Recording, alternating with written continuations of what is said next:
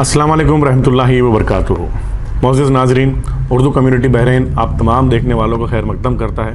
और साथ ही साथ हम ये उम्मीद करते हैं कि आप तमाम लोग जहाँ भी मौजूद हैं हमारी इस कोशिश से फैज़याब हो रहे होंगे और साथ ही साथ अपने तमाम जानने वालों तक इसे पहुँचा रहे होंगे। मोअज़्ज़िज़ नाज़रीन, उर्दू कम्युनिटी बहरीन एक बार फिर आपकी खिदमत में हाजिर है एक नए टॉपिक के साथ, एक नए दर्स के साथ। आज का जो हमारा टॉपिक है, हम दर्स कुरान लेके आपकी खिदमत में हाजिर हुए हैं सूरह अल-अनकबूत आयत नंबर 8 to 13,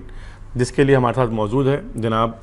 शकील अहमद आज़मी साहब। मैं उनसे दरख्वास्त करता हूँ कि इस प्रोग्राम को आगे बढ़ाएँ। अऊज़ु बिल्लाहि मिनश शैतानिर रजीम। बिस्मिल्लाहिर रहमानिर रहीम। ववस्सैनल इंसाना बिवालिदैहि हुस्ना व इन जाहदाका लितुश्रिक बी मा लैसा लक बिही इल्मुन फला तुतिअहुमा इलैया मरजिउकुम फउनब्बिउकुम बिमा कुंतुम तअमलून वल्लज़ीना आमनू वअमिलुस सालिहाति लनुदखिलन्नहुम फिस्सालिहीन वमिनन नासि मन यक़ूलु आमन्ना बिल्लाहि फ़इज़ा ऊज़िय फ़िल्लाहि जअल फ़ितनतन नासि कअज़ाबिल्लाहि वलइन जाअ नस्रुम मिन रब्बिक लयक़ूलुन्न इन्ना कुन्ना मअकुम अवलैसा अल्लाहु बिअअलम बिमा फ़ी सुदूरिल आलमीन वलयअलमन्न अल्लाहु अल्लज़ीना आमनू वलयअलमन्न अल-मुनाफ़िक़ीन वक़ाल अल्लज़ीना कफ़रू लिल्लज़ीना आमनू इत्तबिअू सबीलना वलनहमिल ख़तायाकुम वमा हुम बिहामिलीन मिन ख़तायाहुम मिन शै इन्नहुम लकाज़िबून वलयहमिलुन्न अथक़ालहुम वअथक़ालन मअ अथक़ालिहिम वलयुसअलुन्न यौमल क़ियामति अम्मा कानू यफ्तरून। सदक़ल्लाहुल अज़ीम। मोहतरम सामीन और नाज़रीन, जैसा कि अभी आपके सामने तारुफ़ कराया गया कि आज का हमारा दर्स सूरतुल अनकबूत की आयत नंबर 8 से 13 तक है और ये 20वें पारे की सूरा है, सूरह अनकबूत। इस सूरह का नाम अनकबूत उस लफ्ज़ से पड़ा है कि जो आयत नंबर 41 में आया है कि मसलुल्लज़ीना इत्तख़ज़ू मिन दूनिल्लाहि औलिया कमसलिल अनकबूत इत्तख़ज़त बैता व इन्न अवहनल बुयूति लबैतुल अनकबूत लौ कानू यअलमून। आयत नंबर 41 में अल्लाह सुब्हानहु व तआला फरमाते हैं कि वो लोग जिन्होंने अल्लाह को छोड़कर दूसरे अपने कारसाज बना रखे हैं, अपना रखे हैं, तो इनकी मिसाल ऐसे ही है जैसे मकड़ी कि जिसने एक घर बनाया और तमाम घरों में सबसे कमज़ोर घर वो मकड़ी का घर होता है। काश उन्हें इस हकीकत का पता होता। तो अनकबूत के माने, जैसा कि भी आपने सुना, कि माने मकड़ी के हैं। तो यहाँ इस सूरह में महज ये अलामत के तौर पर ये नाम रखा गया है। इसका मकसद ये नहीं कि ये कोई मौजू है इसका। जैसा कि अभी इस तर्जुमे से आपको के सामने बात आई कि शिर्क जो लोग कर रहे हैं और अल्लाह के साथ उन्होंने और दूसरे कारसाज बना रखे हैं। औलिया का लफ्ज़ है, वली की जमा औलिया, कारसाज यानी बिगड़ी बनाने वाले, उनके हालात दुरुस्त करने वाले, उन्हें दुनिया की नेमतों से देने वाले और यहाँ की परेशानियों से बचाने वाले। तो जैसे लोग करते हैं, मसलन कब्रें हैं, बुत हैं, कोई स्थान है, इस तरह की चीज़ें। तो जो लोग भी अल्लाह के सिवा दूसरों का सहारा थामते हैं, उनको के बारे में फरमाया कि ये तो ऐसे कि जैसे मकड़ी का घर उसकी मिसाल है। और मकड़ी अपना घर बनाती है तो क्या है, मकड़ी का जाला जिसको उर्दू में बोलते हैं, वो कितना कमज़ोर होता है कि इन अवहनल बुयूत लबैतुल अनकबूत। तमाम घरों में सबसे फसड्डी, बोदा, कमज़ोर घर किसका होता है? मकड़ी का घर होता है। तो गोया यहाँ पे شرک کی بے ثباتی، بے حقیقتی وہ جو ہے بتا دی گئی کہ اس کی کوئی بنیاد نہیں، بالکل کمزور چیز ہے۔ تو اس سورہ کا عنوان یہی ہے، اس کا نام العنکبوت ہے۔ یہ سورہ جو نازل ہوئی ہے حقیقت میں اس کے بارے میں کوئی روایت ہمیں نہیں ملتی ہے کہ جس سے پتہ چلے کہ یہ سورہ کب نازل ہوئی۔ البتہ پوری سورہ کا مطالعہ کرنے سے جو اس کے اندر مضامین بیان ہوئے ہیں، آئے ہیں، ان سے یہ اندازہ ہوتا ہے کہ یہ سورہ اس وقت نازل ہوئی جب حبشہ کی ہجرت ہوئی، کیونکہ مسلمانوں کے اوپر مظالم جو ہے نا، ایمان لانے والے جو لوگ تھے ان کے اوپر مظالم، ظلم اور تشدد جو ہے وہ بڑھ گیا تھا، بہت زیادہ بڑھ گیا تھا، اور اتنا کہ حقیقت میں جو لوگ اللہ کے رسول صلی اللہ علیہ وسلم کی دعوت کو سن کر اور قرآن کو سن کر اس کی حقانیت اور اس کی صداقت کو سمجھ گئے تھے، مان گئے تھے کہ بات یہی درست ہے، تو وہ ایمان انہوں نے قبول کیا، اسلام لائے۔ لیکن جب ان کے اوپر یہ تشدد ہونا شروع ہوا تو بعض لوگ جو ابھی تک ان کے سامنے اصل حقیقت دین کی اور دین کی راہ میں چلنے کی اور اس کے دین کی راہ میں صبر اور استقامت کے مظاہرے کی یہ چیز واضح نہیں ہوئی تھی، تو انہیں بڑی اس پہ جو ہے نا حیرت ہوئی اور صدمہ بھی ہوا، اور بعض لوگ جو ہے نا وہ سوچنے پہ مجبور ہو گئے کہ یہ کیا ہے جب ہم اللہ کی راہ میں چل رہے ہیں، قرآن اللہ کی کتاب ہے، اس پر ہم ایمان لا رہے ہیں، حضرت محمد صلی اللہ علیہ وسلم اللہ کے رسول ہیں، ان کی دعوت پر ہم ایمان لائے ہیں، تو ہم تو صحیح اور سچے راستے پر ہیں۔ ہونا یہ چاہیے کہ ہمارا راستہ بالکل وہ نرم ہو، آسان ہو اور خوشگوار ہو اس پہ چلنا، لیکن یہاں تو معاملہ کچھ الٹا ہے۔ تو اس سورہ میں اللہ سبحانہ و تعالیٰ نے اس زمانے کے حالات کے لحاظ سے، جن حالات سے اس وقت اہل ایمان وہ ابھی نئے نئے لوگ تھے وہ گزر رہے تھے، تو ان کے حالات کے لحاظ سے اللہ سبحانہ و تعالیٰ نے یہاں پہ کچھ حقیقتیں بیان فرمائی ہیں۔ اللہ تعالیٰ نے یہ واضح کر دیا کہ اللہ کے دین کی راہ کوئی پھولوں بھری سیج نہیں ہے، یہ بلکہ کانٹوں بھرا راستہ ہے، یہ دشواریوں سے پر راستہ ہے، اور یہ کہ اللہ سبحانہ و تعالیٰ کی یہ سنت رہی ہے کہ وہ آزماتا رہا ہے، امتحان کرتا رہا ہے اپنے بندوں کا، کہ جو لوگ ایمان لاتے ہیں تاکہ ان کے ایمان کی جانچ ہو، اور یہ چیز جو ہے نا چھان اور پٹک کر جو ہے وہ سامنے آ جائے کہ یہ اپنے دعوی ایمان میں سچے ہیں یا جھوٹے ہیں اور کمزور ہیں۔ تو یہ بتلائی گئی بات کہ جیسے علامہ اقبال نے ایک شعر میں کہا ہے کہ چومی گویا مسلمانم بلرزم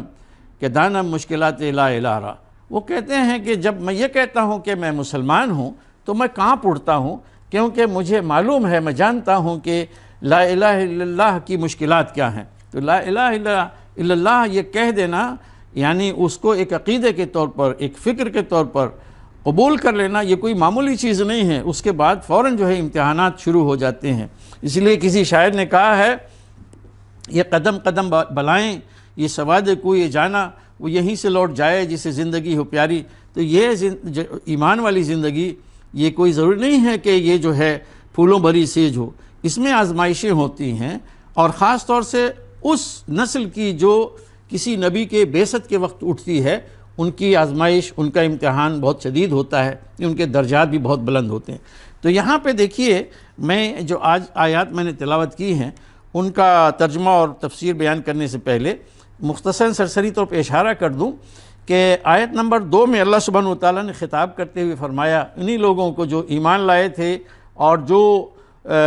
دشواریوں سے، پریشانیوں سے گزر رہے تھے۔ گویا ایک طرف یہ ہے کہ اگر کسی کے ذہن میں یہ بات آئی ہو کہ یہ تو بڑا مشکل کا راستہ ہے، کیوں ایسا ہو رہا ہے وہ، اور دوسری بات یہ ہے کہ جو ایسے تو نہیں ہیں لیکن تشدد کی وجہ سے، جو ان کے اوپر ظلم ڈھایا جا رہا اس کی وجہ سے ان کے کچھ ارادے کمزور ہو رہے ہوں، ان کے ایمان پہ ثابت قدمی جو ہے نا اس میں ان کے پاؤں ڈگمگا رہے ہوں، تو اللہ سبحانہ و تعالیٰ نے انہیں بتا دیا، حقیقت بتا دی، تاکہ وہ اپنے دین کو اور دین کی راہ کو، اس پہ چلنے کو، اور اس راہ میں کیا استقامت مطلوب ہے اس کو جان جائیں اور پھر اس پہ جم جائیں۔ تو اللہ تعالیٰ نے فرمایا کہ حسب الناس ان یترکوا یقولوا آمنا وہم لا یفتنون، کیا ہے یہ لوگ، ان لوگوں نے یہ گمان کر رکھا ہے کہ بس وہ یہ کہہ دیں کہ آمنا، ہم ایمان لائے، اور بس انہیں چھوڑ دیا جائے گا، ان کی آزمائش نہیں ہوگی، ان کا امتحان نہیں ہوگا۔ یعنی امتحان بس ایسے ہی کہا ہم مسلمان بن گئے، ہم ایمان لائے، ختم بات، پھولوں کی سیج آگے، ایسی بات نہیں ہے۔ اللہ تعالیٰ آگے فرماتے ہیں کہ وَلَقَدْ فَتَنَّا الَّذِينَ مِن قَبْلِهِمْ فَلَيَعْلَمَنَّ اللَّهُ الَّذِينَ صَدَقُوا وَلَيَعْلَمَنَّ الْكَاذِبِينَ۔ تو ان سے پہلے جو لوگ گزر چکے ہیں ہم تو ان کا بھی امتحان لے چکے ہیں، یعنی کوئی پہلی بار نہیں ہوا، ان سے پہلے جو قومیں گزری ہیں ان کے پاس نبی آئے ہیں، ہم نے ان کا بھی امتحان لیا۔ اس لیے اللہ تعالیٰ فرماتے ہیں کہ یہ تو ہو کے رہے گا کہ اللہ تعالیٰ ان لوگوں کو چھانٹ کے رہے گا جو سچے ہیں، اور اسی طرح سے انہیں بھی چھانٹ کے رہے گا اور ممیز کرے گا کہ جو جھوٹے ہیں۔ یعنی امتحان کے بغیر یہ بات واضح نہیں ہو سکتی کہ کون واقعتاً سچا ہے اپنے ایمان دعوے ایمان میں، اور کون ہے بس ایسی جھوٹ کی جو ہے صدا لگا رہا ہے۔ اور ساتھ ہی ساتھ اللہ تعالیٰ نے اس وقت، یہ تو اہل ایمان جو اس مصیبت سے پریشانی سے دوچار تھے ان کو بتلایا، ساتھ ہی ساتھ وہ لوگ جو یہ جرم کر رہے تھے انہیں ستا رہے تھے ان کو بھی الٹیمیٹم دے دیا، انہیں وارننگ دے دی کہ ام حسب الذین یعملون السیئات ان یسبقونا ساء ما یحکمون۔ کیا وہ لوگ جو یہ برے کام کر رہے ہیں، بری حرکتیں کر رہے ہیں، یعنی اہل ایمان کو ستا رہے ہیں، تو انہوں نے یہ سمجھ رکھا ہے کہ وہ ہمارے قابو سے باہر نکل جائیں گے؟ اگر ایسا ہے تو بہت ہی برا فیصلہ ہے جو وہ کر رہے ہیں۔ تو یہ ہے یعنی اس سورہ کا جو موضوع ابتدا میں ہے، ان آیات سے واضح ہو جاتا ہے کہ اس وقت بڑی سخت آزمائش تھی جس سے اہل ایمان جو ہے گزر رہے تھے، اور خاص طور سے نوجوان طبقہ جو تھا اپنے والدین کی طرف سے، اپنے قریبی جو عزیز اور رشتہ دار تھے ان کی طرف سے مظالم کا شکار ہو رہا تھا، نوجوان ٹینیجرز، اور اسی طرح سے غلام اور باندیاں لونڈیاں جو خدمت میں لگی تھیں، عمرہ کے ہاں تھیں، سبارڈینیٹ سے زیر دست تھے، تو وہ جو ہے بڑی ان کے اوپر مظالم ہوتے تھے۔ چنانچہ یہ سارے نام جو آپ سنتے ہیں، حضرت بلال، حضرت خبیب، حضرت صہیب، حضرت عمار اور یاسر، ان کی والدہ سمیہ، اور حضرت زنیرہ، اور بہت ساری جو ہے وہ ہیں یعنی غلام اور باندیوں میں سے، کہ جنہیں بری طرح سے جو ہے نا وہ ستایا گیا، اور جو بڑے لوگ تھے قریش کے انہوں نے ان پر ظلم ڈھانے میں کوئی کمی نہیں کی، ایسی کہ واقعہ یہ ہے کہ ان کے قصے پڑھنا اور ان کو آج بھی اگر ہم پڑھتے ہیں تو دل دہل کے رہ جاتا ہے۔ تو یہاں پہ دیکھیے یہ صورتحال تھی، اس میں یہ سورہ جو ہے نازل ہوئی۔ تو فرمایا پہلی آیت نمبر 8 میں کہ وَوَصَّيْنَا الْإِنسَانَ بِوَالِدَيْهِ حُسْنًا وَإِنْ جَاهَدَاكَ لِتُشْرِكَ بِي مَا لَيْسَ لَكَ بِهِ عِلْمٌ فَلَا تُطِعْهُمَا إِلَيَّ مَرْجِعُكُمْ فَأُنَبِّئُكُمْ بِمَا كُنتُمْ تَعْمَلُونَ۔ فرمایا کہ اور ہم نے انسان کو اس کے والدین کے ساتھ نیک سلوک کی ہدایت کی، اور اگر وہ تجھ پر دباؤ ڈالیں تاکہ تو اس چیز کو شریک کرے میرے ساتھ جس کے بارے میں تمہارے پاس کوئی علم نہیں ہے، تو ان کی بات نہ مان، میری ہی طرف تم سب کو پلٹ کر آنا ہے، اور پھر میں تم سب کو آگاہ کروں گا ان تمام باتوں کے بارے میں جو تم کرتے رہے ہو، یعنی تمہارے سارے کام جو تم کرتے رہے ہو ان کے بارے میں تمہیں آگاہ کروں گا۔ تو یہاں پہ دیکھیے خاص اس وقت جو ابھی ہم نے اشارہ کیا کہ جو اہل ایمان ان میں سے بطور خاص جو نوجوان تھے، خاندانی لوگ جو نوجوان تھے 15 16 18 سال کے، ایسے نوجوان انہوں نے وہ ایمان لائے، تو ان کے والدین نے ان کے اوپر جو ہے نا وہ دباؤ ڈالا، اور خاص طور سے اس وجہ سے کہ اللہ سبحانہ و تعالیٰ کے دین میں ہمیشہ ہر نبی جو آیا ہے اور جو کتاب بھی آئی ہے اس میں اللہ تعالیٰ نے ہمیشہ والدین کے ساتھ حسن سلوک اور اچھے برتاؤ کی تعلیم دی ہے، قطع نظر اس سے کہ وہ ایمان لاتے ہیں یا ایمان نہیں لائے۔ تو ان کی جہاں تک ان کی خدمت کی بات ہے، ان کے ساتھ اچھا سلوک ہے، اور یہ کہ دنیاوی معاملات میں ان کے ساتھ بھلائی کرنا، یہ تمام چیزوں کی قرآن نے، اللہ سبحانہ وتعالیٰ نے اپنے دین میں تعلیم دی ہے۔ البتہ یہ ہے کہ والدین جن کا حق اللہ کے بعد سب سے بڑا والدین کا حق ہوتا ہے انسانوں میں، تو ان کو جب یہ حق جو ملا ہے اللہ سبحانہ وتعالیٰ ہی نے دیا ہے، اس لیے والدین کو بھی یہ چاہیے کہ ایسا نہ ہو کہ اللہ تعالیٰ نے تو ان کو یہ اعزاز دیا کہ ان کے بارے میں خاص تعلیمات دیں کہ ان کے بچوں کو، ان کی اولاد کو یہ حکم دیا، یہ ہدایت کی کہ اپنے والدین کے ساتھ حسن سلوک کیا کریں، تو اب اس کا فائدہ اٹھا کے وہ اس یعنی بالکل غلط اس کے جو ہے نا مقصد کے خلاف وہ استعمال کریں، اور جس نے ان کو یہ عزت عطا کی ہے اسی کے حق پہ جو ہے ڈاکہ ڈالنے لگے۔ یعنی اللہ سبحانہ وتعالیٰ نے ان کو عزت دی ہے، اب اللہ سبحانہ وتعالیٰ کا حق ہے توحید، عبادت، بندگی، اب اس میں دوسروں کو شریک کریں۔ اسی لیے کوئی ایسی چیز جس میں اللہ کی معصیت ہو، اگر والدین حکم دیتے ہیں، اس کا اپنے اولاد پہ دباؤ ڈالتے ہیں، تو وہ جو ہے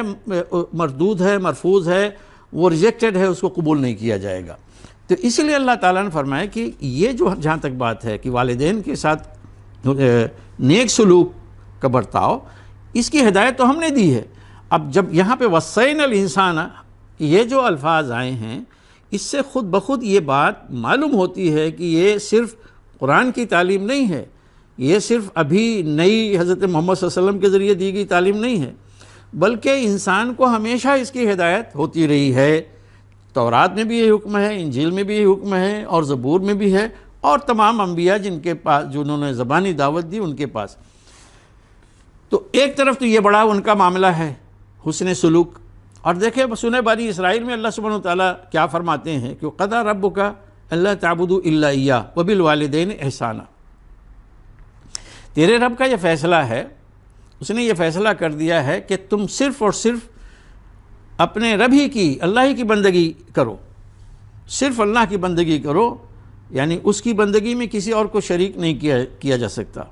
اس کے بعد دوسری چیز جو آئی وَبِالْوَالِدَيْنِ إِحْسَانًا، اور والدین کے ساتھ حسن سلوک کرو۔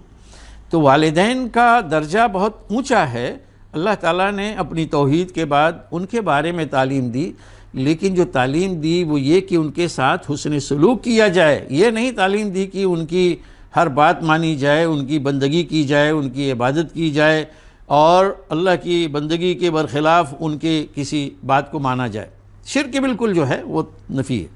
اور توحید کی دعوت ہے۔ تو اس لیے یہاں پہ اگلا جو فقرہ ہے اس میں فرمایا کہ وَإِن جَاهَدَاكَ لِتُشْرِكَ بِي مَا لَيْسَ لَكَ بِهِ عِلْم، اگر وہ دونوں جاہدہ، یہ دو کے معنی میں آتا ہے، یعنی ماں اور باپ، یہ دونوں تجھ پر دباؤ ڈالیں کہ تو میرے ساتھ اس چیز کو شریک کرے جس کے بارے میں تمہیں کوئی علم نہیں ہے۔ علم نہیں ہے کہ مطلب یہ کہ دیکھیے شرک کی بالکل نفی ہے، کیونکہ شرک جو ہے نا اس میں ہوتا ہی ہے کہ دیکھیے اللہ سبحانہ وتعالیٰ کی جہاں تک بات ہے کہ وہ خدا ہے، یہ تو مشرک بھی مانتا ہے، ہر ایک تسلیم کرتا ہے کہ اللہ سبحانہ وتعالیٰ خدا ہے۔ تو اس کے بارے میں تو دلیلیں موجود ہیں، اور حتیٰ کہ اس طرح سے موجود ہیں کہ مشرک کو بھی بتانے کی ضرورت نہیں کہ اللہ موجود ہے، اللہ خدا ہے۔ البتہ جب اللہ خدا ہے تو اس کے ساتھ کیا دوسرے لوگ بھی ہیں؟ نہیں، کوئی دوسرے نہیں ہیں۔ اس کے لیے پھر وہ لوگ جو اس کے ساتھ شریک کرتے ہیں، شریک خدا بناتے ہیں، تو یہ ان کی ذمہ داری ہے کہ اپنے ان باطل خداؤں کے لیے دلیل لے کر آئیں۔ ظاہر ہے کہ ان کے پاس کوئی دلیل نہیں ہے، اسی لیے کہا گیا ما لیس لک بہ علم، جس کے بارے میں تمہیں کوئی علم نہیں ہے، یعنی کوئی تمہارے پاس دلیل اور سند نہیں ہے۔ تو فلا تطعہما، تو ان کی بات نہ مانو۔ باپ ہوا کرتے ہیں، ماں ہوا کرتے، ہوا کرے۔ اس آیت کے بارے میں کہا جا رہا ہے کہ یہ نازل ہوئی ہے خاص طور سے حضرت سعد بن ابی وقاص رضی اللہ تعالیٰ عنہ کے واقعے کے سلسلے میں۔ حضرت سعد بن وقاص بہت ہی مشہور صحابی ہیں، آگے چل کے ان کا بڑا رول ہے، بڑا کردار ہے، یعنی جہاد میں، اسلام کی تبلیغ میں، اور اسلامی یہ کہہ لیجیے کہ جو سلطنت ہے، اس کی حکومت ہے، اس کو بڑھانے میں، اس کا رقبہ بڑھانے میں، فتوحات میں۔ تو حضرت سعد بن ابی وقاص رضی اللہ تعالیٰ عنہ جب ایمان لائے تو ابھی 17-18 سال کے، 19 سال کے تھے۔ تو ان کی ماں جو ہے نا، انہوں نے ان کے اوپر وہ دباؤ ڈالنا شروع کیا، نہیں تو دیکھو تم تو خود اپنی کتاب کے خلاف جا رہے ہو، قرآن جو ہے وہ سکھاتا ہے اپنے ماں باپ کے ساتھ حسن سلوک اور ان کی فرما برداری، تو تم میری بات نہیں مان کے تم خود اپنے نبی کی، اپنے کتاب کی جو ہے وہ نافرمانی کر رہے ہو۔ اور تو وہ مطمئن نہیں ہوئے، اور یہی حقیقت میں ہر دور میں ہوتا رہا ہے۔ والدین ہوں، بڑے ہوں، بوڑھے ہوں، پیر ہوں، لیڈر ہوں، وہ جو ہے نا اس طرح سے دباؤ ڈالا کرتے ہیں۔ تو انہوں نے بہرحال یہ آخر میں یہ دباؤ ڈالا ان کے اوپر کہ دیکھو تم اگر نہیں جو ہے نا اس کو اپنے دین سے، اس سے جو تم نے نیا دین اپنایا ہے اس سے واپس آتے، تو میں نہ کھاؤں گی نہ پیوں گی اور پھر کہیں جا کے دھوپ میں بیٹھوں گی اور یہاں تک کہ مر جاؤں۔ سعد بن ابی وقاص بڑے پریشان ہوئے، وہ آئے اللہ کے رسول صلی اللہ علیہ وسلم کے پاس، انہوں نے بتایا یہ صورتحال ہے، تو یہ آیت نازل ہوئی کہ اگر تیرے ماں باپ تجھ پر دباؤ ڈالیں شرک کرنے کے لیے تو ان کی بات نہ مانو۔ تو وہ آیا اپنی والدہ سے کہا کہ ٹھیک ہے تو کچھ بھی ہو، میں جو ہے نا اس دین سے پلٹ نہیں سکتا۔ جب دیکھا کہ بالکل وہ اب کوئی امید نہیں ہے تو پھر بہرحال کب تک انسان بھوکا رہے، وہ کھائی پیا انہوں نے کیا۔ تو اس طرح کی صورتحال ہوتی تھی۔ آپ اندازہ کیجئے کہ یہ بچوں پر کتنا بڑا ٹارچر ہے۔ ماں باپ سے کسی بھی یعنی بیٹا اور بیٹی اس کو کتنا دلی قلبی اور جذباتی لگاؤ ہوتا ہے، بھلے سے کچھ بھی وہ ہوں۔ تو اب ماں جو ہے اس طرح سے کہے تو حضرت سعد پر کیا گزر رہی تھی، لیکن ایمان میں وہ ڈٹے ہوئے تھے، ایمان میں ڈٹے ہوئے تھے۔ تو اللہ تعالیٰ نے یہاں پہ یہ بات کہی الیہ مرجعکم، دیکھو تم سب کو، یہ بیٹے ہوں بیٹیاں ہوں ماں ہوں باپ ہوں، سب کو پلٹ کر کہاں جانا ہے؟ میرے پاس آنا، کسی بت کے پاس نہیں جانا ہے۔ تو جب میرے پاس آؤ گے تو میں کیا کروں گا؟ فَأُنَبِّئُكُم بِمَا كُنتُمْ تَعْمَلُونَ، جو کچھ تم دنیا میں کرتے رہے نا، اچھا برا جو بھی کام، وہ میں تمہیں بتلاؤں گا کا مطلب یہ ہے کہ تمہارے اعمال اگر جزا کے مستحق ہوں گے تم کو جزا دوں گا، انعام دوں گا، سزا کے مستحق ہوں گے تم کو سزا دوں گا۔ تو یہ بتانے کا مطلب بتانا، یعنی کوئی وہاں پہ پریس کانفرنس نہیں ہوگی، ٹھیک ہے۔ اس کے بعد پھر خاص طور سے یہ جو پہلو ہے کہ اہل ایمان کی جو ہے نا ہمت افزائی کی گئی اس وقت کہ دیکھو یہ آزمائشیں تو آتی ہیں، لیکن والذین آمنوا وعملوا الصالحات لندخلنہم فی الصالحین، جو لوگ ایمان لائیں گے اور عمل صالح کریں گے، نیک عمل کریں گے، تو ہم انہیں داخل کریں گے صالحین کے زمرہ میں۔ اب دیکھیں اللہ تعالیٰ نے پیچھے بتایا کہ فَأُنَبِّئُكُم بِمَا كُنتُمْ تَعْمَلُونَ، میں بتاؤں گا تم کو، خبر دوں گا تمہارے کاموں کی جو تم کرتے رہے۔ تو اس میں دونوں پہلو ہے، یعنی جزا اور سزا دونوں کا احتمال ہے، لیکن یہاں پہ جو جزا کا پہلو ہے اس کو الگ سے واضح کر دیا کہ جو لوگ ایمان لائیں گے اور نیک عمل کریں گے تو ہم ان کو داخل کریں گے صالحین میں۔ اس کا مطلب یہ ہے کہ روز محشر جب یہ لوگ اٹھیں گے اور حساب کتاب ہوگا تو یہ لوگ کامیاب ہوں گے اور اللہ تعالیٰ انہیں اس گروپ میں داخل کرے گا جو صالحین کا گروپ ہوگا، تو صالحین کی جماعت ہوگی۔ اس سے مراد کیا ہے؟ اس سے مراد یہ ہے کہ وہ لوگ جو دنیا میں ایمان اور عمل صالح کی راہ پہ رہے، انہوں نے سچا ایمان اپنایا اور پھر ایمان کے تقاضوں کو انہوں نے اس کے مطابق عمل صالح کیا اور اس میں استقامت انہوں نے دکھلائی، اللہ کی راہ میں ہر قسم کا جو ہے نا کہہ لیجئے کہ جو کچھ بھی انہیں پریشانیاں دشواریاں مصیبتیں مشکلات آئیں سب کا انہوں نے سامنا کیا اور ہر قسم کے تکلیف کو انہوں نے برداشت کیا، لیکن اللہ کے دین کو انہوں نے نہیں چھوڑا، اپنے ایمان اور عمل صالح پر وہ ڈٹے رہے۔ تو یہ وہ لوگ صالحین ہیں، ان میں ہم ان کو داخل کریں گے، یعنی یہ وہ لوگ کامیاب لوگ ہیں، ان کے ساتھ ہم ان کو بھی شامل کریں گے۔ اب اسی کے وقت یہاں پہ وہ بتلایا جا رہا ہے کہ جو تھوڑا سا پیچھے ہٹ رہے تھے، کمزور ہو رہے تھے۔ دیکھیں نفاق جو ہے نا اس کی قسمیں حقیقت میں، نفاق ایک یہ ہے، اور یہ نفاق یہاں پہ مکہ میں جو تھا وہی نفاق ایک یہ ہے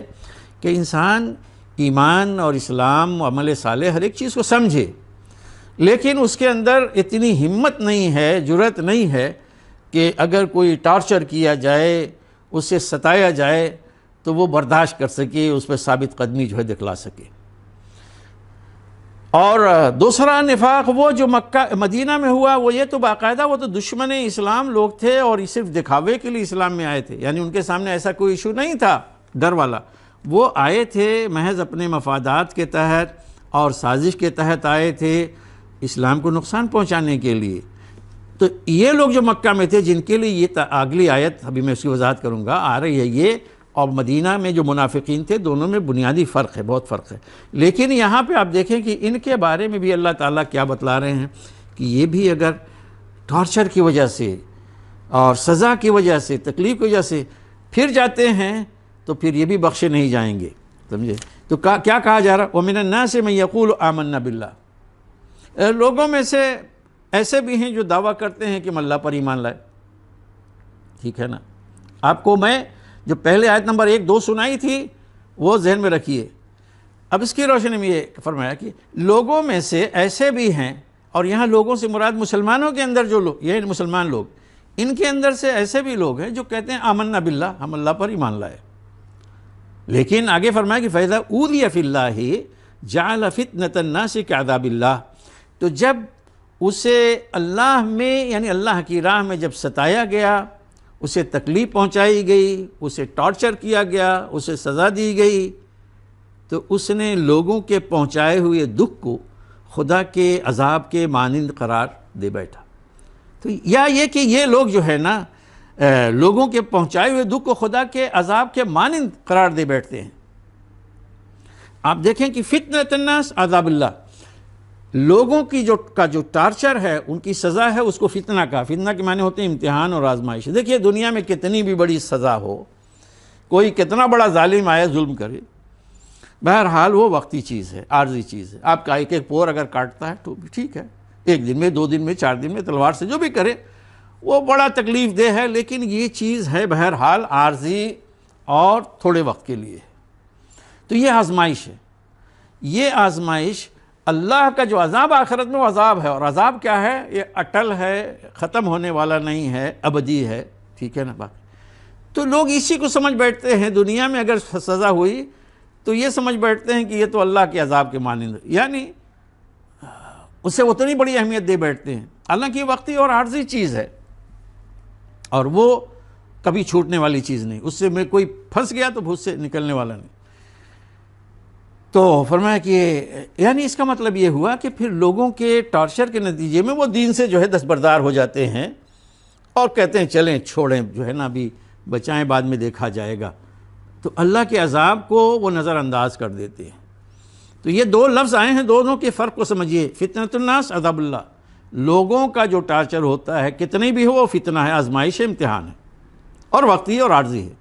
عذاب جو ہوتا ہے وہ اللہ کا ہے، دائمی ہے اور بے حساب ہے، اس کا اندازہ بھی نہیں کر سکتے۔ تو ایک تو یہ طرف ان کا حال یہ ہے، دوسری طرف یہ ہے کہ وَلَئِن جَاءَ نَصْرٌ مِّن رَّبِّكَ لَيَقُولُنَّ إِنَّا كُنَّا مَعَكُمْ، اور اگر تمہارے رب کی طرف سے کوئی مدد ظاہر ہوگی تو پھر یہ کہیں گے کہ ہم بھی تو آپ کے ساتھ تھے۔ یعنی آج کے حالات یہ ہیں مشکل، تو اس میں تو کچھ لوگ ہیں جو ڈاواڈول ہیں، لیکن فرمایا کہ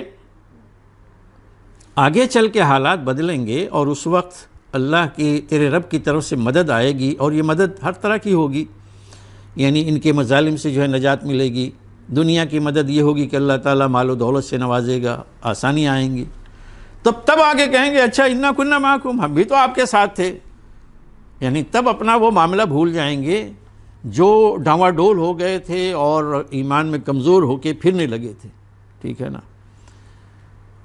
اور بعد میں جو ہے انہیں یاد آیا کہ ہم بھی بڑے پکے مومن تھے۔ تو ایسے موقع پر اللہ تعالیٰ نے کہا اولیس اللہ بعالم بما فی صدور العالمین، کیا اللہ بخوبی آگاہ نہیں ہے ان چیزوں سے جو سارے لوگوں کے دلوں میں ہے؟ یعنی اللہ لوگوں کے دلوں میں جو کچھ ہے اس کو خوب جانتا ہے۔ تو مطلب یہ ہے کہ ان لوگوں کو سمجھایا گیا کہ دیکھو ایسا نہیں ہے کہ دل میں تو تم پالو ایسا کہ ایمان کی کمزوری یا نفاق کی طرف جھکاؤ یا کفر سے ڈر جانا، شرک سے ڈر جانا،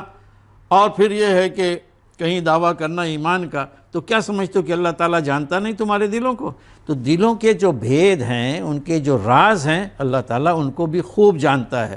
تو دنیا کے سامنے تم تو ٹھیک ہے بات کر لو کہ ہم مومن تھے حالانکہ کافر تھے، ٹھیک ہے نا، تم دعویٰ کرو کہ ہم پکے مومن تھے، تمہارے دلوں میں نفاق تھا، تو اللہ تعالیٰ سب کچھ جانتا ہے۔ گویا یہ بہت بڑی دھمکی ہے۔ اور پھر ساتھ ہی ساتھ یہ حقیقت دہرائی جو شروع میں آئی تھی کہ وَلَيَعْلَمَنَّ اللَّهُ الَّذِينَ آمَنُوا وَلَيَعْلَمَنَّ الْمُنَافِقِينَ، اور اللہ ایمان والوں کو بھی ممیز کر کے رہے گا اور منافقوں کو بھی ممیز کر کے رہے گا، یعنی انہیں بھی چھانٹ کے دیکھے گا، انہیں بھی چھانٹ کے انہیں بھی جانے گا، انہیں بھی جانے گا۔ جانے گا یہاں پہ علم کا معنی جاننا، اس کا مطلب کیا ہے؟ یہ نہیں کہ کوئی چیز اللہ کے علم میں نہیں تھی، اللہ ان سے ناواقف تھا اور اس کے علم میں آ گئی، یہ بات نہیں۔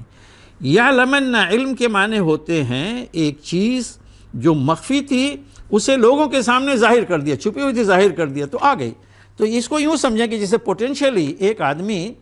وہ امانت دار بھی ہے اور دوسرا آدمی یا وہی آدمی امانت دار بھی ہو سکتا ہے، خیانت کرنے والا بھی ہو سکتا ہے. تو اس کے اندر کیا ہے، ابھی نہ تو اس کی امانت سامنے آئی کیونکہ اس کا امتحان نہیں ہوا، نہ اس کی خیانت سامنے آئی کیونکہ اس کا امتحان نہیں ہوا. تو اگر اللہ تعالیٰ کسی انسان کی امانت ظاہر ہونے سے پہلے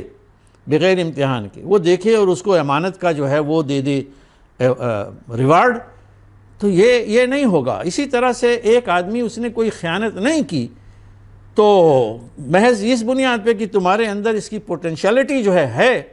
بالقوت تمہارے اندر موجود ہے، اس پہ سزا نہیں ہو سکتی. تو اللہ تعالیٰ جو امتحان کرتے ہیں وہ اسی لیے امتحان ہوتا ہے کہ ہر آدمی کا کھرا کھوٹا وہ ہو کے سامنے آ جائے. ٹھیک ہے نا. اب یہ نہیں ہو سکتا مثلا دنیا میں آپ کسی کے بارے میں کوئی طریقہ اپنائیں کو جان لیں کسی کے بارے میں کہ یہ تو چوری کرنے والا ہے، اب اس نے چوری نہیں کی ہے تو اس بنیاد پہ آپ نہیں اس کو پکڑ لیں گے. ٹھیک ہے نا. البتہ ہاں وہ چوری کرتا ہے، پکڑا جاتا ہے تو یہ چوری جو ہے پوٹینشیلٹی اس کے اندر جو تھی وہ ایکچول جو ہے سامنے آ گئی. اب ایکچولی جو ہے وہ سامنے آ گئی. تو یہاں پہ یہی ہے جاننے کا مطلب یہ ہے کہ جو لوگ دعویٰ جنہوں نے کیا ایمان کا، یہ اپنے ایمان میں سچے ہیں کہ نہیں سچے ہیں، کمزور ہیں، منافق ہیں، یہ کیسے ظاہر ہوگا؟ یہ اسی طرح کے امتحانات سے ظاہر ہوگا. جب ان کے سامنے چیلنج ہوگا کفر اور شرک کی طرف سے یا کفار اور مشرکین کی طرف سے، تو اس وقت پتہ چلے گا کہ صاحب کون واقعتاً مومن ہے اور کون منافق ہے. وقال الذين كفروا الذين آمنوا اتبعوا سبيلنا ولنحمل خطاياكم وما هم بحاملين من خطاياهم من شيء انهم لكاذبون. اور کافر لوگ کہتے ہیں اہل ایمان سے کہ تم ہماری راہ پر چلتے رہو اور ہم تمہارے گناہوں کا بوجھ اٹھا لیں گے، حالانکہ وہ ان کے گناہوں میں سے کچھ بھی بوجھ اٹھانے والے نہیں، ذرا سا بھی نہیں. یہ بالکل جھوٹ بول رہے ہیں. ٹھیک ہے نا. تو آپ دیکھیں کہ یہاں کے کافروں کے بارے میں کہا گیا ہے، اس وقت مکہ کے کفار جن میں ماں باپ تھے، بڑے لوگ تھے معاشرے کے، وہ اہل ایمان کو اپنے بچوں کو یا اپنے مزدوروں کو، خادموں کو، ان کو کہتے تھے اہل ایمان سے کہ تم ہمارے راہ پر چلو، ہم تمہارے گناہوں کا بوجھ اٹھا لیں گے. دیکھیے یہ ایک ایسی بات ہے جو ہر زمانے میں بولی اور کہی جاتی ہے، سمجھے آپ، کہ اچھا ٹھیک ہے تم یہ کہہ رہے ہو نا، ہم تو پہلی بات یہ کہہ رہے ہیں کہ اولاً ایسا ہے نہیں. مثلا مثال کے طور پر کوئی کافر یہ کسی مومن کو سمجھائے کہ دیکھو یہ جو ہے نا نعوذ باللہ محمد صلی اللہ علیہ وسلم کے بارے میں کہے کہ یہ نبی نہیں ہے، ہم نہیں مانتے، وہ ایسے ہی غلط بات کے جھوٹ دعویٰ کر رہے ہیں. ٹھیک ہے تم کہہ رہے ہو کہ وہ درست ہے، ایسا نہیں ہے، وہ سچے ہیں، ٹھیک ہے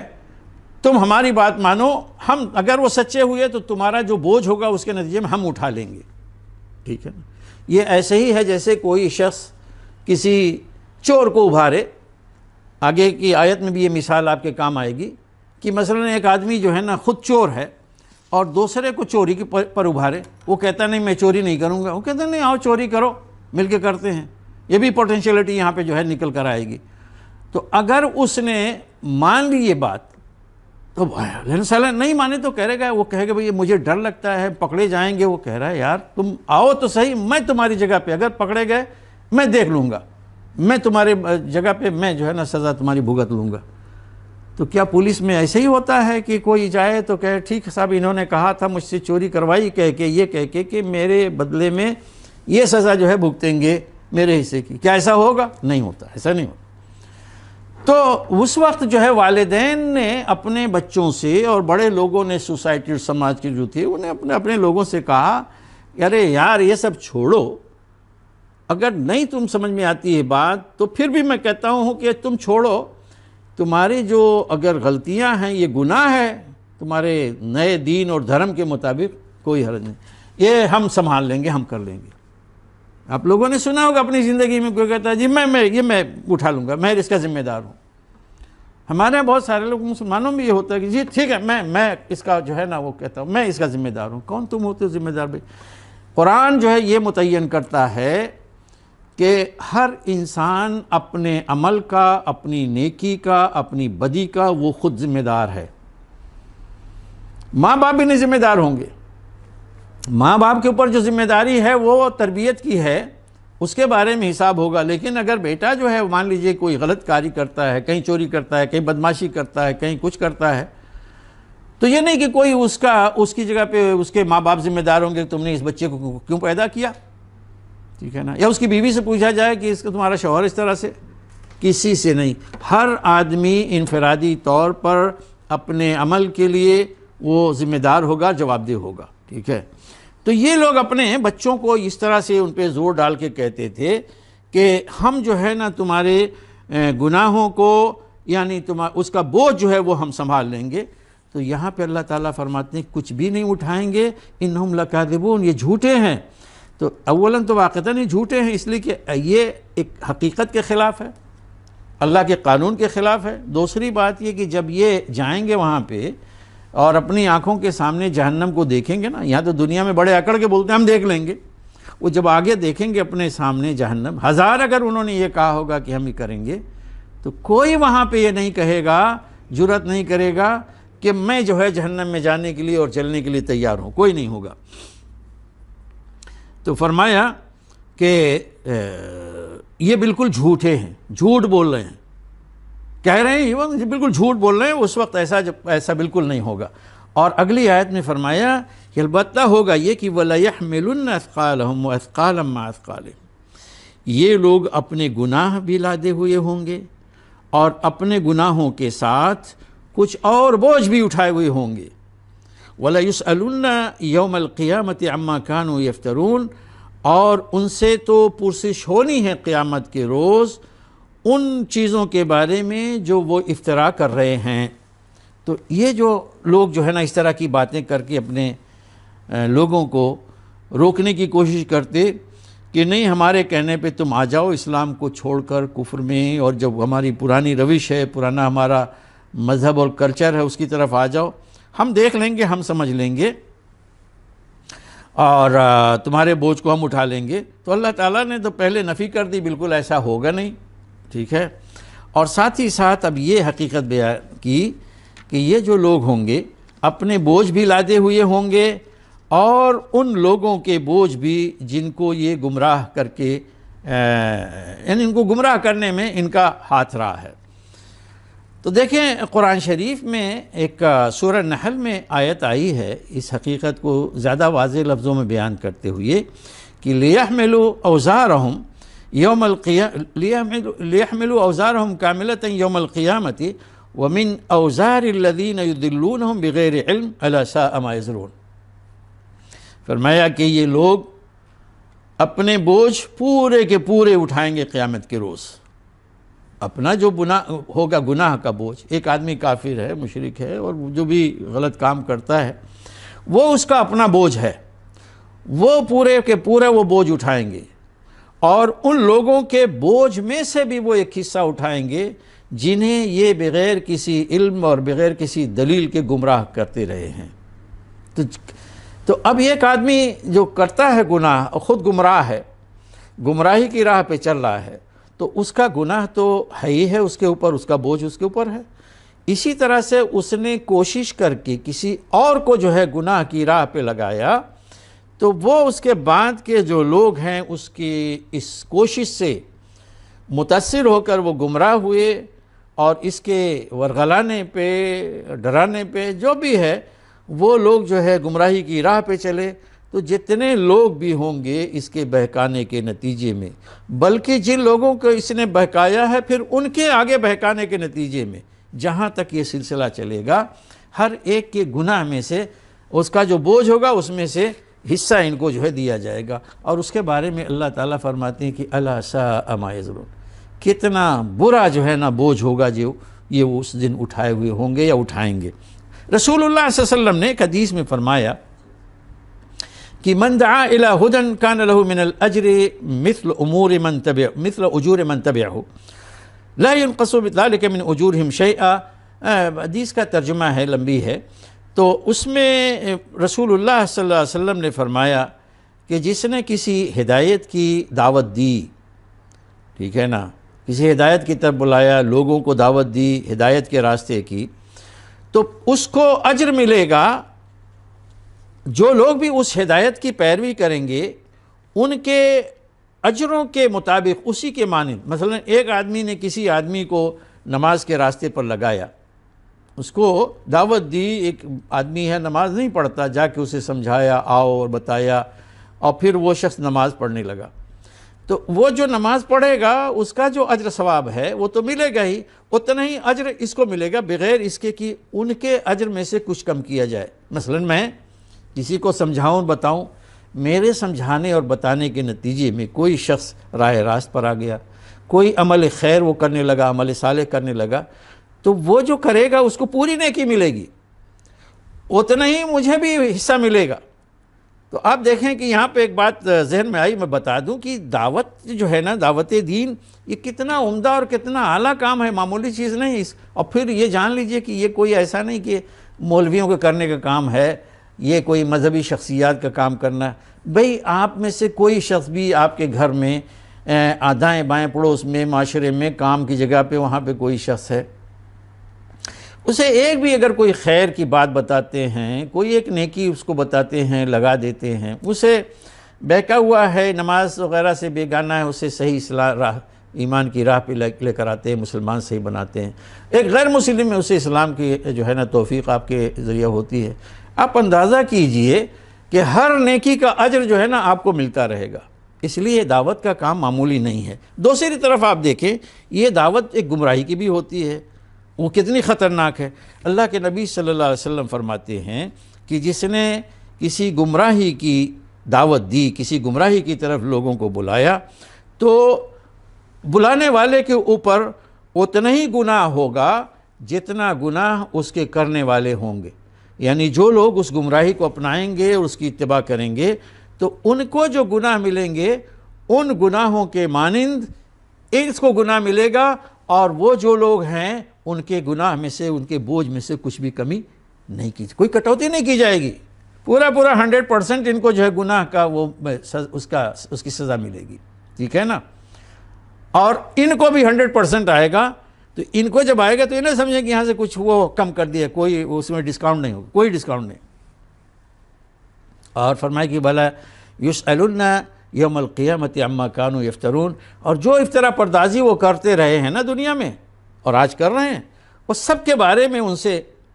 قیامت کے روز سوال کیا جائے گا، پوچھا جائے گا، ہاں یہ جو تم کر رہے تھے، یہ گمراہی کی دعوت دے رہے تھے، یہ گمراہی کی باتیں کر رہے تھے، یہ تم کفر اور شرک کی باتیں کر رہے تھے، یہ خدا کی سے معصیت اور اس کی بغاوت کی باتیں کر رہے تھے، یہ بتاؤ، آؤ اب جو ہے جواب دو، یہاں پہ کس بنیاد پہ تم نے یہ بات کہی۔ آج یہ آیات جب ہم پڑھ رہے ہیں، اور خاص طور سے پوری سورہ حقیقت میں پڑھنے لائق ہے، کہ یہ جب سورہ ہم پڑھتے ہیں، ان کی آیات پڑھتے ہیں، تو آج ہمارا بیک ہندوستان میں جو ہے ہمارا اپنا ملک، وہاں کے جو حالات ہیں وہ سامنے آ جاتے ہیں۔ وہ لوگ کہ جو کسی دھرم کے دعوے دار ہیں، اپنے دھرم پر وہ جو ہے نا ایک بدنما دھبا ہے حقیقت میں، مسلمان بچوں کے سروں سے وہ جو ہے حجاب چھیننا چاہتے ہیں، وہ کیا اپنی بیٹیوں کو، اپنی بہنوں کو، اپنی ماؤں کو، ان کو ننگا کرنا چاہتے ہیں، وہ دیکھنا چاہتے ہیں، یہ کون سا ہندوتوا ہے؟ تو وہ جو عقل مند لوگ ان کے اندر ہیں، ان کو اٹھنا چاہیے حقیقت میں۔ جب بھی کوئی قوم اخلاقی، یا قوم کا جو نوجوان طبقہ ہے وہ اخلاقی اعتبار سے بینکرپٹ ہو جاتا ہے، اس کے ہاں کوئی مورل ویلیوز نہیں رہ جاتی، کوئی مورالٹی نہیں، کوئی ایتھکس نہیں، یہ قوم صحیح معنوں میں مردہ ہو جاتی ہے، اور آگے چل کے ان کو بڑے برے نتائج اس کے بھگتنے پڑیں گے۔ یعنی دوسروں سے پہلے خود انہیں اپنے گھروں میں جو ہے خیر منانی پڑے گی۔ یہ جو نوجوانوں کو جو اب ظلم کی راہ اور انحراف کی، گمراہی کی، ناانصافی کی یہ جو راہ دکھلا رہے ہیں، بد اخلاقی کی، یہ کوئی ایسا نہ سمجھیں کہ یہ مسلمانوں کے ساتھ ہوگا۔ یہ جو آگ لگے گی وہ پلٹ کر آپ کے اپنے گھروں میں آئے گی۔ تو یہ جو ہو رہا ہے حقیقت میں بالکل وہی جو مکہ کے حالات تھے، مکہ میں ہوا۔ تو اس میں جو ہے ہمیں بھی پڑھنا چاہیے قرآن کو، کہ جو اہل ایمان ہیں، کہ وہ لوگ جو ان خطرات کا سامنا کر رہے ہیں وہ ڈٹے رہیں، جمے رہیں۔ یہ آزمائش تھی، آتی رہی ہے، آج بھی ہے، آتی رہے گی، یہ کوئی نئی چیز نہیں ہے۔ اور یہ لوگ بھی جان لیں کہ یہ لوگ اللہ کی پکڑ سے کوئی بچنے والے نہیں ہیں۔ آج دنیا میں تم ہو، تم سوچو تم کیوں آئے ہو، اور کیا تم یہاں پہ تمہاری کوئی نگرانی نہیں ہے، ہو رہی ہے، تمہارا کوئی خدا نہیں ہے، تمہارے پر کوئی یہ نہیں کہ اعمال تمہارے وہ لکھے جا رہے ہیں اور کل کو تمہیں اس کا جواب دینا پڑے گا۔ تو دنیا سے پہلے، آخرت سے پہلے دنیا ہی میں جو ہے نا تمہارا حساب ہو جائے گا. لوگوں کو اس کے بارے میں جو ہے نا فکر مند ہونا چاہیے. اور آج بھی جو لوگ کچھ بھی ان کے اندر عقل اور شعور باقی ہے اس قوم کے اندر، تو انہیں چاہیے کہ یہ اس سے اپنے ان بگڑے ہوئے نوجوانوں کو روکیں، اور وہ لوگ جو ایسے بگڑے ہوئے نوجوان تیار کر رہے ہیں ان کے ہاتھ پکڑیں، ورنہ یہ دنیا اور آخرت دونوں جگہ میں تباہی ان کی اپنی ہوگی. رہ گیا یہ کہ اہل ایمان کی آزمائش وہ ہوتی رہی ہے، آج بھی ہو رہی ہے. پہلے بھی لوگ قتل ہوتے تھے کلمے کے لیے، آج بھی جو ہے کلمے کے لیے قتل ہو رہے ہیں. محض ایک مسلمان کا نام جو ہے وہ ہے کہ نفرت اور حسد اور دشمنی، یہ ساری چیزیں، اسے جذبات آپ کے اندر بھڑکا رہا ہے. یہ حقیقت میں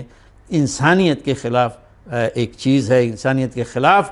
کہہ لیجئے کہ مردود اور مکروہ عمل ہے، اور اسے کوئی بھی انسان جو ہے قبول نہیں کر سکتا.